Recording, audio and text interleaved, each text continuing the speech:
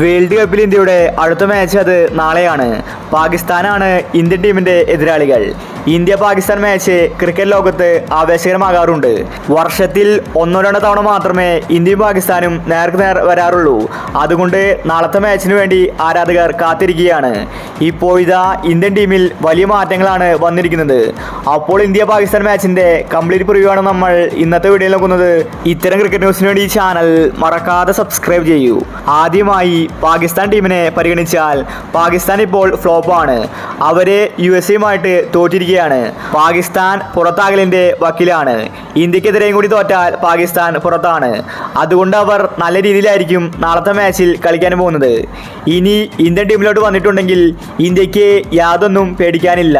സന്നാഹ മത്സരത്തിലും അയർലൻഡിനെതിരെയുള്ള മത്സരത്തിലും ഇന്ത്യ ജയിച്ചിരിക്കുകയാണ്. തോൽവി എന്താണെന്ന് അറിയാതെയാണ് ഇന്ത്യ വരുന്നത്. ഇന്ത്യക്ക് പാകിസ്ഥാൻ ഒരു എതിരാളിയായിരിക്കില്ല.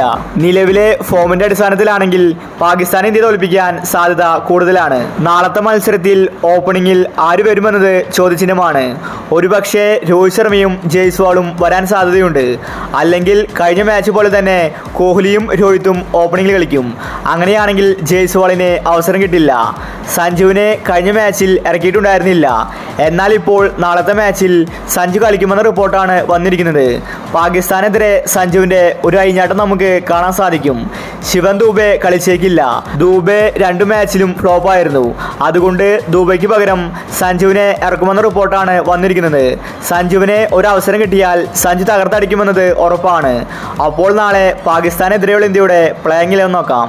രോഹിത് ശർമ്മ, കോഹ്ലി, ഋഷഭ് പന്ത്, സൂര്യ, സഞ്ജു, ഹാർദിക് പാണ്ഡ്യ, ജഡേജ, അക്ഷർ പട്ടേൽ, ബുംറ, ഹർഷദീപ് സിംഗ്, സിറാജ്. അപ്പോൾ നാളത്തെ മാച്ചിൽ ഇന്ത്യ ജയിക്കുമോ പാകിസ്ഥാൻ ജയിക്കുമോ? നിങ്ങളുടെ അഭിപ്രായങ്ങൾ താഴെ കമൻറ്റ് ചെയ്യുക. ഇത്തരം ക്രിക്കറ്റ് ന്യൂസിന് വേണ്ടി ഈ ചാനൽ മറക്കാതെ സബ്സ്ക്രൈബ് ചെയ്യൂ.